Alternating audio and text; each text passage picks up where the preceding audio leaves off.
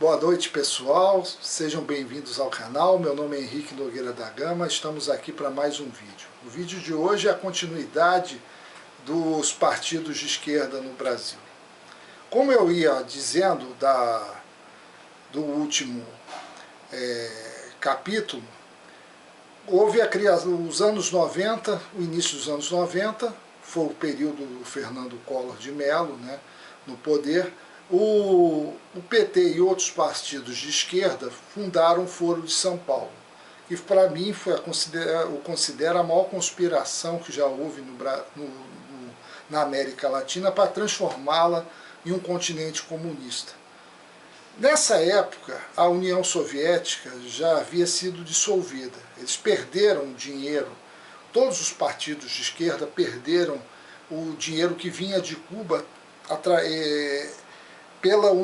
A União Soviética enviava dinheiro para Cuba e ela distribuía para os partidos de esquerda na América Latina e para os outros movimentos. Isso acabou, porque houve o colapso da União Soviética. Então, no governo Collor foi criado o Foro de São Paulo com o intuito de levantar fundos para financiar a chamada Pátria Grande, que seria a América Latina toda comunista. Mas ainda não tinha nenhum governo comunista ou socialista forte o suficiente para dar continuidade a esse financiamento. Muito bem.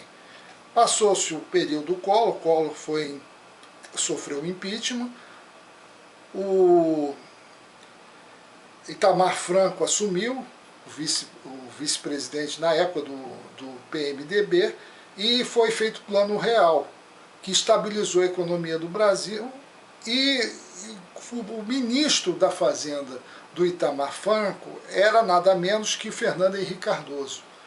E ele foi eleito, em 94, presidente da República, e o PSDB vai ao poder. O PSDB sempre conspirou com o PT para implantarem o comunismo no Brasil. Isso tem que ser muito bem claro, porque o PSDB sempre teve uma máscara de ser um partido neoliberal, ele nunca foi neoliberal. A cúpula dele sempre foi socialista fabiano, que difere muito pouco do pessoal do PT.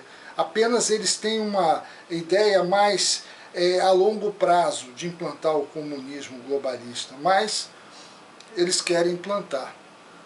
Então o PSDB vai ao poder e aí há uma mudança.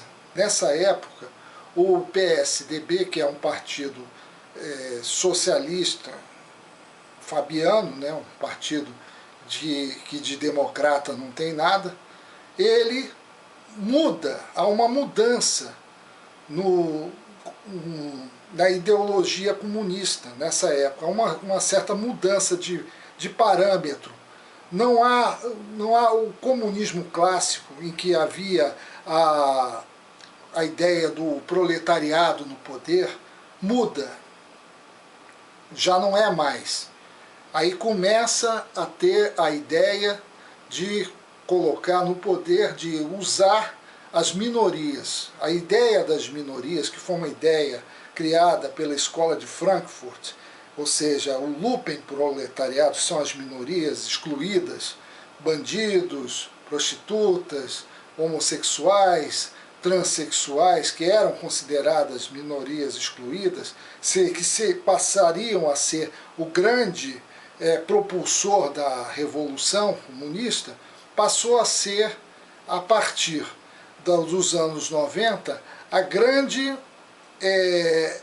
figura protagonista dessa revolução. Não é mais o proletariado. O comunismo clássico, a revolução clássica comunista do proletariado no poder, que vinha até os anos 80, há uma mudança aí. Já tinha um partido que já pregava essa mudança, que era o PV, nos anos 80. Foi o único partido que já mostrava uma mudança nesse aspecto.